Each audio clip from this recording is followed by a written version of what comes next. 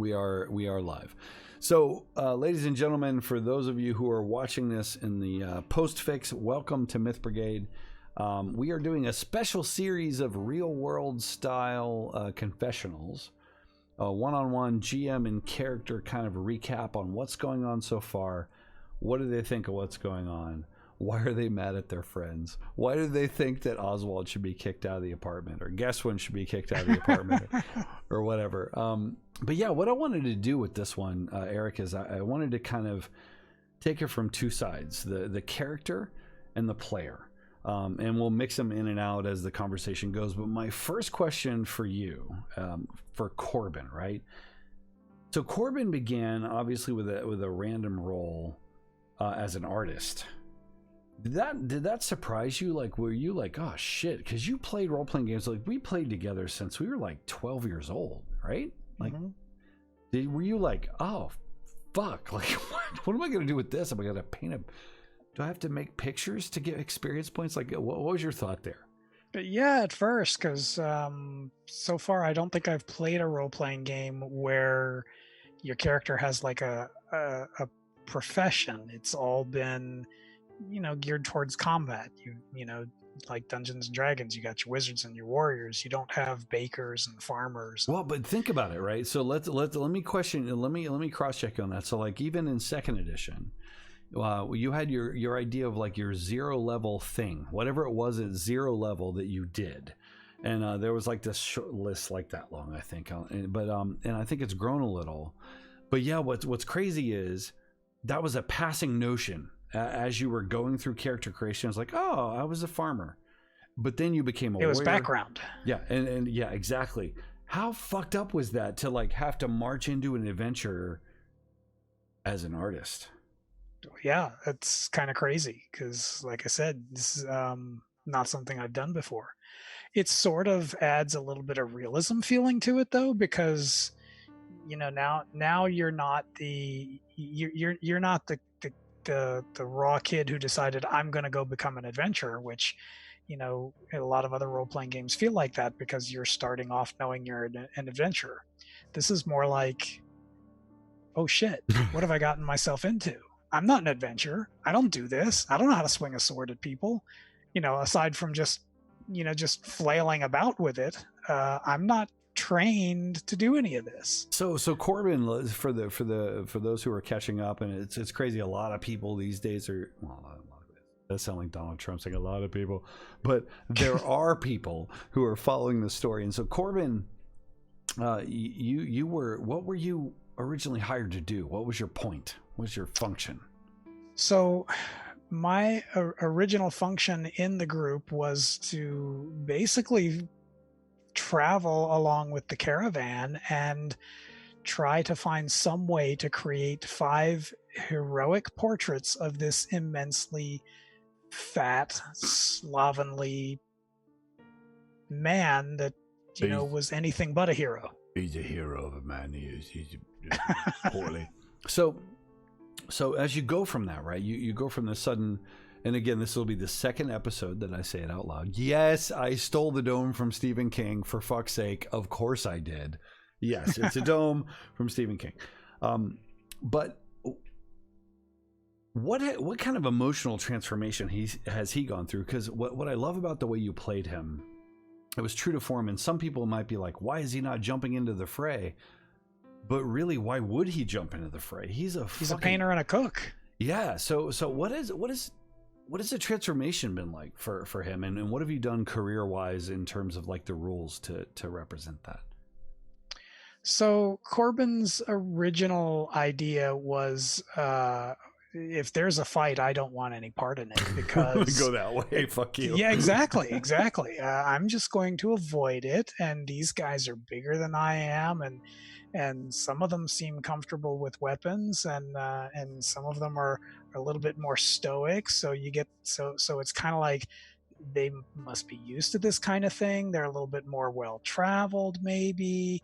I don't know. I hang around cities where stuff like this doesn't happen, and I try to, get people to let me paint portraits of them, or I paint landscapes. Corben though loves a good ale, right? So if I were to take him back to the city, or if I were to catapult him forward to Ubersreich, would I find him around bar brawls? Is he comfortable with these things? Has he been around it, or is he like skitter even with that level of violence? No, he's going to skitter away from even that level of violence, especially if it's in a city that's not halflings, because again, these people are a lot bigger than he is. So he goes and hides in a corner, and eats somebody's food. Like if you're in the brawl and you left your plate, well, you know what?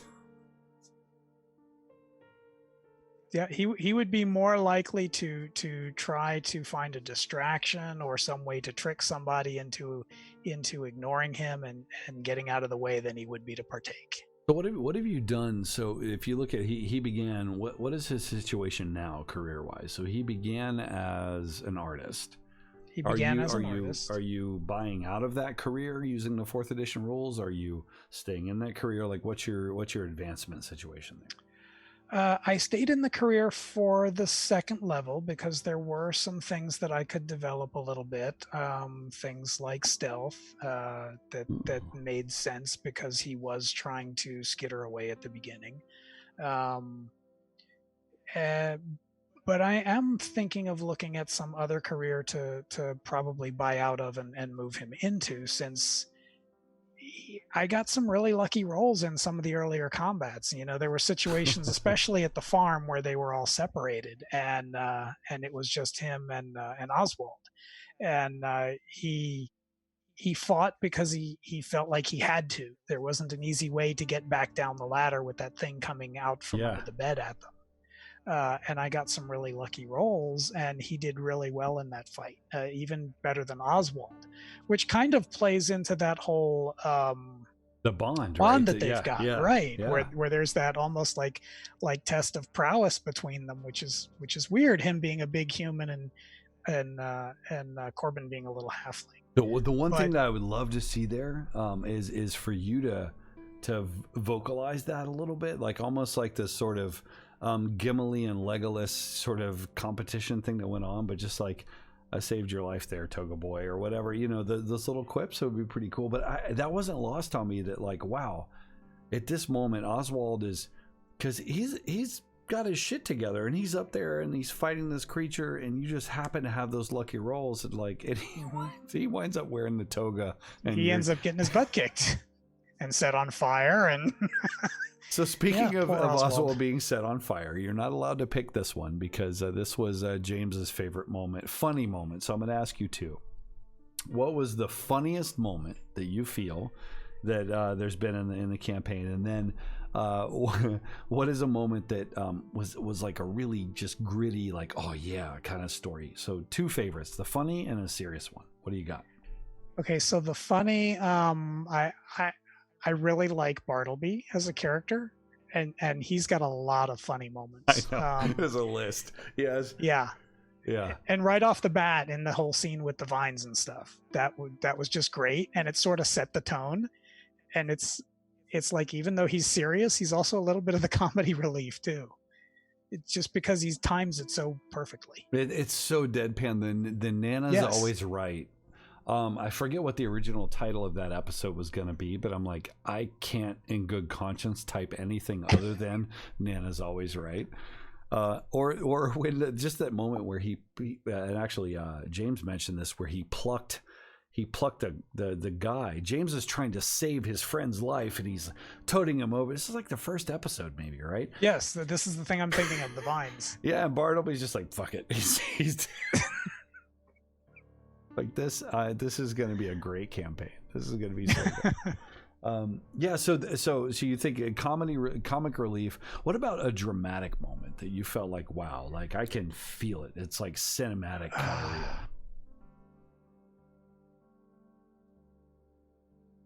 I would say probably the farm, where we split up and we all had those moments of peril. Oh, you're talking about the ox and the flapping critter thing. I don't even remember what that thing was called. Yeah, the thing that came under the bed at Oswald, and and Oswald and I banded together, and the rest of the team banded together to have those individual face-offs. What was it about that struck you, Eric? Was it like the separation? Was it the pace of it? Like, what do we get right? What made it good? It was a little bit of the separation, but still, even though we were separate, we were still teamed up. It wasn't like we all went our separate ways. We went separate ways to make the exploration a little bit more efficient, but we still stuck together enough to cover each other's backs. Yeah, you're right. So I think that scene stood out for me as being like, you guys are wanting to burn down the farm. There's this weird ox or whatever it was that was in the barn. Yes. It also helped set the tone for what's going on and how really bad it is, because it wasn't just an isolated incident with one creature. There were multiple of these reanimated mutant creatures. There was the ox, there was the horse that we didn't even tangle with, there was the thing under the bed. There were multiple things. I just think about that horse is still there, and that'll be the thing that kills you on your way out of town. How is Corben changing in your mind? Like, how is his thought process changing? Corben is focused mostly on survival, and he's finding that he can do things that he never thought he could or would do. Combat, for example. That's not something that he would have thought he could do.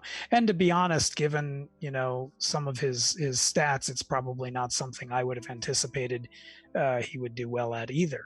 But it's just been the luck of the dice for him so far. You know what gets me? The last episode, where you were sort of isolated and all the puzzling, so that people have observed that these are Nurglings, and what I'm trying to do is like take a Nurgling, which would be this bad, and make it just this much smaller.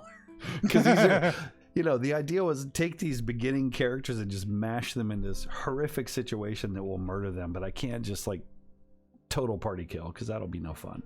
But he was all by himself, and how he saw the chaos that was going on, and he's like, he found his bravery.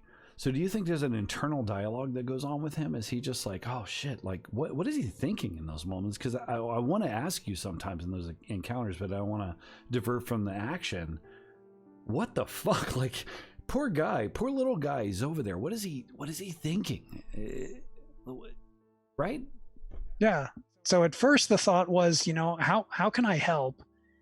If I just jump into the fray, I'm probably going to get mangled. There's a whole lot of these things. So how can I help without getting in the way at the, because he's still a little bit thinking he's the little guy. He's still thinking a little bit that these guys are more suited to combat than him. That he's not quite certain he belongs on a battlefield. So you're not going to jump in and be like the Dwarven Slayer and start swinging a double-headed battle axe like out of the blue. Exactly. So, so it's more like, okay, I've got this sling, and maybe I can pick a few of them off at a distance before they overrun my friends. But it's working for him, and so how is that? It worked great. Yeah. So if you had to guess, I mean, you play the character, so you should know. How is this affect? Is he like gaining confidence? He's like, hell yeah, the next time I'm gonna. That red dragon swarps. I'm thinking so, yeah. Yeah. Well, like when the Nurglings came around out of the bush, he had done so well with the ranged attack. It was like, I'm not going to run towards my friends and let them save me. I'm going to make myself something to be reckoned with and see if I can either scare them away or fight them off. And I love it actually worked out for him. Yeah, I love that so much. What I like about the it's something about the way the halfling is evolving is different to many halflings. Maybe he winds up roguish, like the scene back in Feldweg. Which actually, before I say anything more, what do you think about Feldweg? I gotta know. Is it your favorite place? Are you gonna buy a vacation home there or what? Oh no. Those there's something wrong with those people. Even before you get to all their deformities and stuff, there's definitely something wrong with those people. So no, I think if Corben gets out of the dome, he never wants to come to this place again. Real estate's pretty cheap here. If you go to the south of town, there's a spot that's just right for you. All you have to do is get a weird like some kind of weird spinal problem going on. You'll fit right in. There is that. That's the same thing. The reason I paused there is that's the same thing James said. He's like, those people are so messed up. I didn't mean to overdo it, but they are kind of messed up.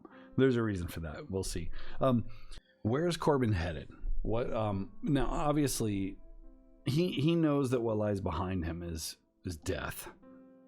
Said that earlier, but like, what's his next? Where's he headed? What is this going to do to him? Where is he going to wind up, do you think? That's a good question. If he survives this, which he really doesn't think he's going to. So Corben isn't really Corben doesn't planning. think he's going to live. He's just like, no, he's not really planning much beyond this, because he's doing what he has to survive as it occurs to him in the moment, but they're marching from one bad situation into a worse situation every time they move forward.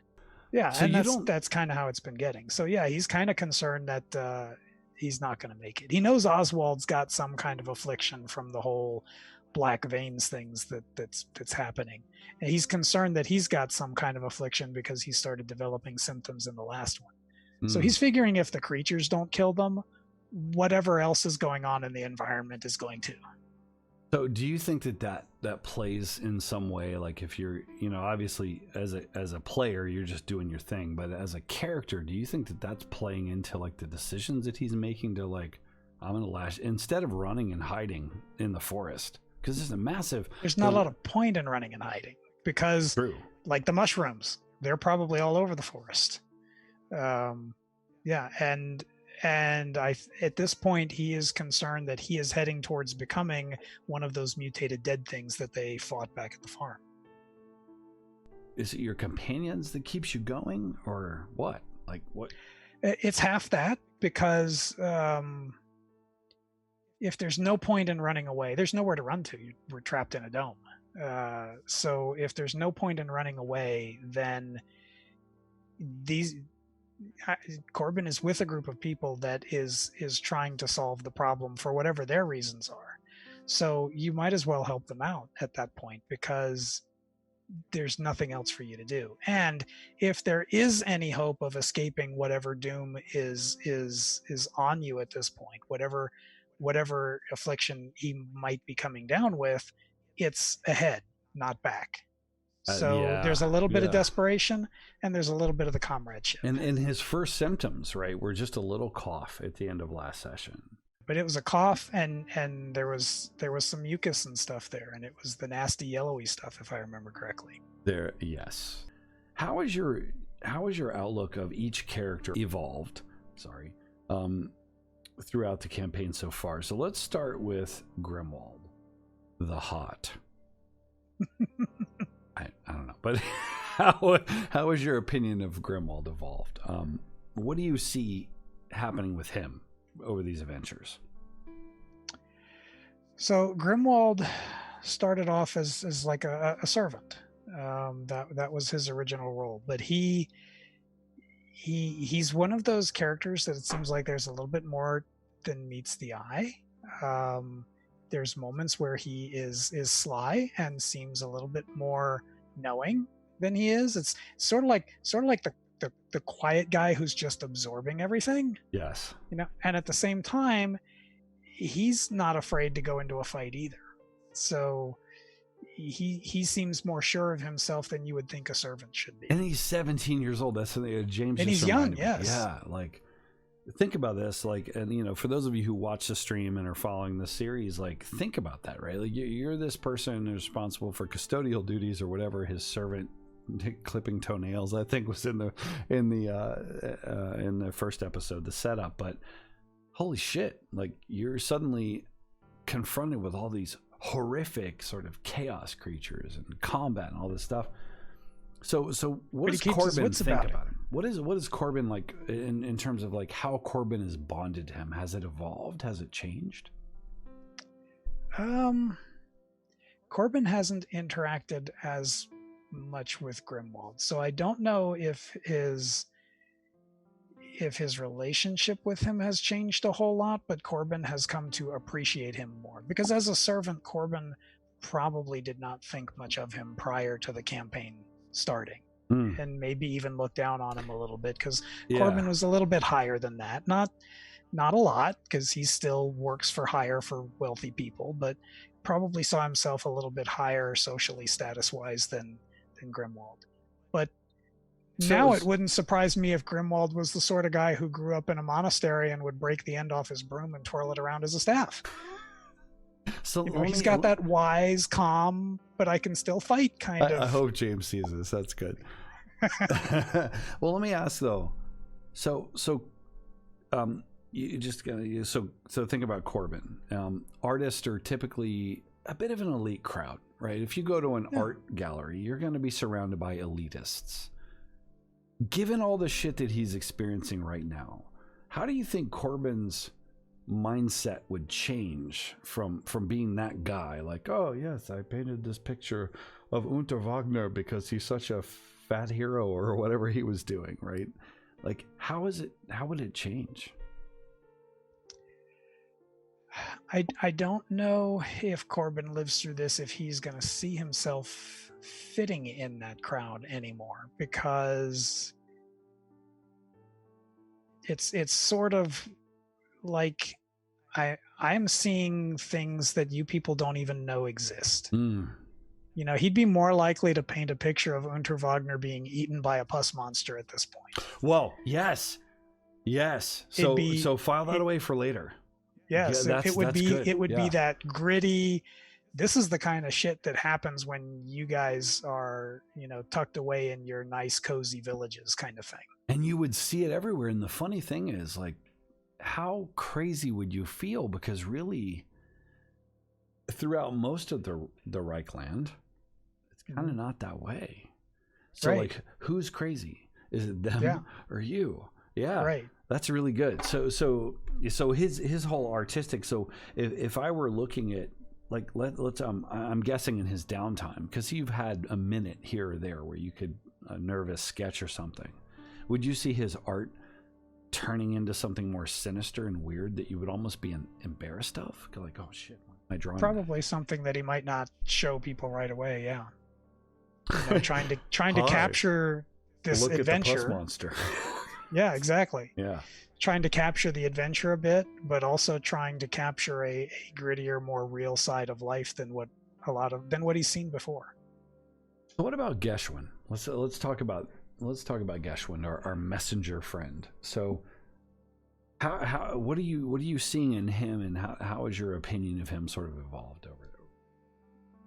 So Geschwin started out a bit mysterious. There was this package that he's carrying for Unter, and he hasn't made a secret about the fact that he's got this package, and Unter hasn't made a big secret about it. So we know there's this mysterious package. But Geschwin hasn't really focused a lot on that, so maybe this package isn't that important in the grand scheme of things. Maybe it's something that is just important to Unter. Who knows? I didn't really think about that, but that's true, right? There's this underlying, and I know about the plot there, but like that probably crosses your mind. Someone said, I think someone said in like one of our either side conversations or maybe the wrap-ups that maybe it was Unter's fault, and it was whatever he was bringing on the caravan. And that could be, yeah. What do you think? That's a possibility. I don't know. I don't know enough to guess whether the package is involved or not. So do you think that the Geschwind overall, that like he's doing his thing, and like is he? One thing that struck me is he's suddenly more. He was a messenger. He's doing his thing. He's going to survive out there, right? He's got to get from point A to point B. He's probably been through some sticky situations, but nothing like this. And the whole Corben shovel. That was great. And I forget what the term he used for it, but what was it called? The man shuffle or the man dance or something that he was doing to, I don't know. But do you feel like he's turning out to be more heroic and engaged than you would have expected from Corben's perspective, of course? Yes, because a messenger, Corben probably would have expected a messenger to be more like him. You go from place to place, maybe a little bit more road seasoned, but still you stick to the roads. You don't venture off into the forests and the untrod paths, because your biggest job is to get from town to town and deliver whatever you're trusted with. Yeah, it's like what happens if you were looking out your window and you saw your mailman pulling up and there were like a beholder floating by your mailbox. Yeah, exactly. Probably they're not going to fight the beholder to give you your mail. They're just going to be like, never mind. Yep. True story. Yeah. What about I'll Oswald? skip that house today. What about Oswald? So Oswald's a bit of an enigma. Incredibly smart, right? Because he's an Very engineer. Smart, like he's going to make... really weird. He's odd. Why do you think that, Corben? Why specifically? I mean, you guys are bonded probably more so than many of the characters, right?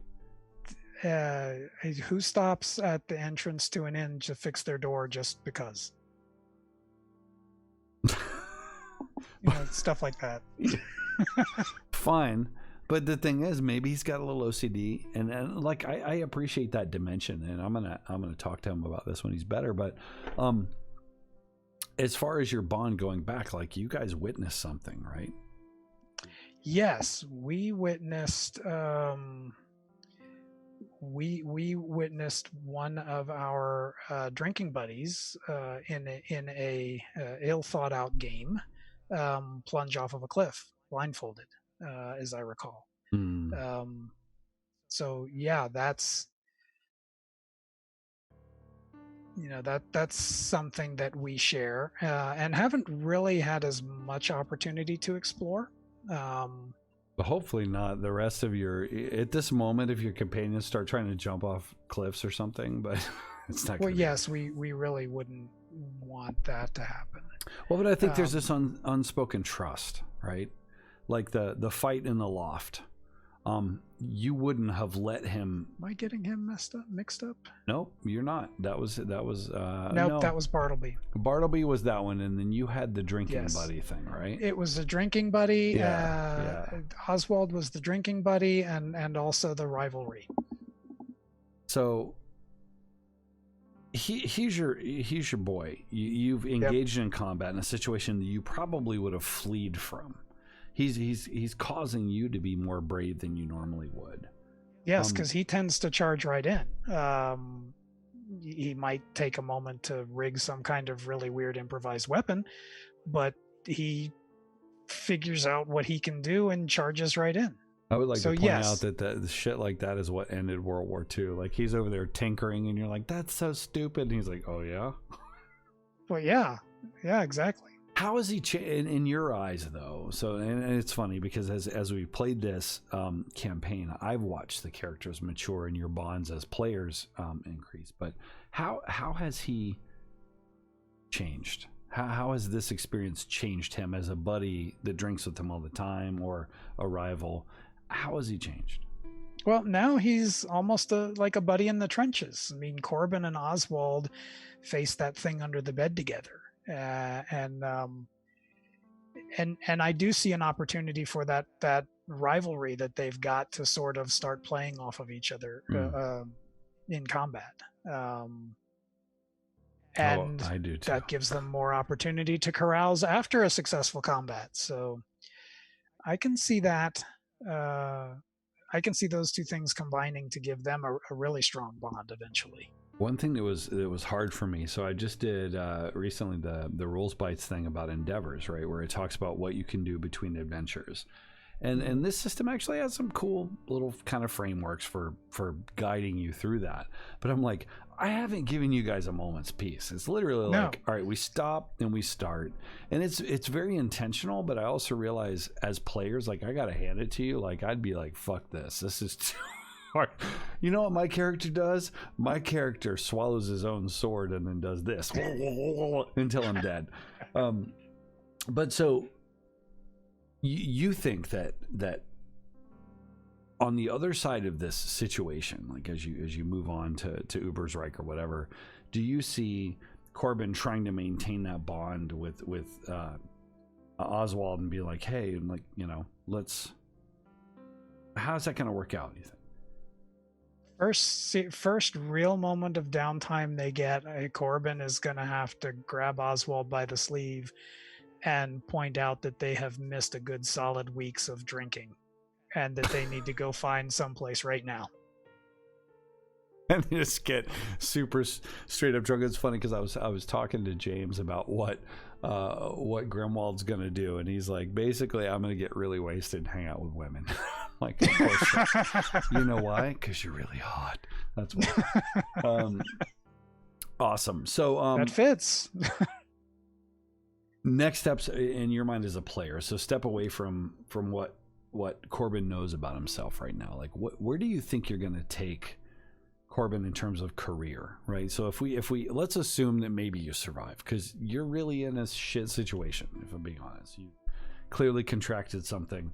I'm brewing that for you. You'll see next time and times to come.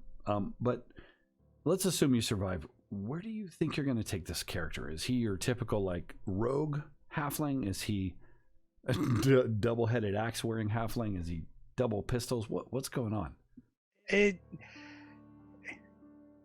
I'm not sure. I thought maybe about taking him along the lines of a rogue, but this particular situation has not given him as a lot of opportunity to be roguish, aside from a handful of opportunities to sneak away from combat. But now he's kind of really warming up to combat thanks to some of those really good rolls. I might try to take him in the direction of more of a warrior class. If he gets to fight a whole lot more, he might find he's much better with ranged weapons than I'm thinking you're right there. Than melee, because and statistically looking at his character sheet, he is. But the rolls have been really good to him on the melee side. So I guess I'll have to see how the combat goes in future adventure or future sessions and see if he gets any of the opportunity to use those stealthier skills. But he might go down the road of more like a dwarven vermin slayer, a little guy with double blades that charges into the fight, or stands off at a distance and picks him off with precision accuracy. In some ways, so Eric, it's funny because the way we set up his background, just through the background story, is just he's always oppressed. Like Unter's always just kind of kicking him around, and you got to redo this. That's not good enough. I don't look strong enough. And he's like 900 pounds or whatever he weighs. He's just over it. And finally, he just breaks loose, and he's like, you know what? I'm killing everyone.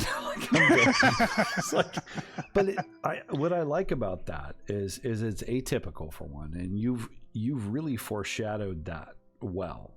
So what I, as a GM, what I watch is like, I'm like, when is he going to do the halfling thing where he steals some shit or whatever? And then this last adventure, I'm like, whoa, he's feisty. He's a little, maybe he needs some meds. Like, he's probably not safe to be around. So my last couple of questions.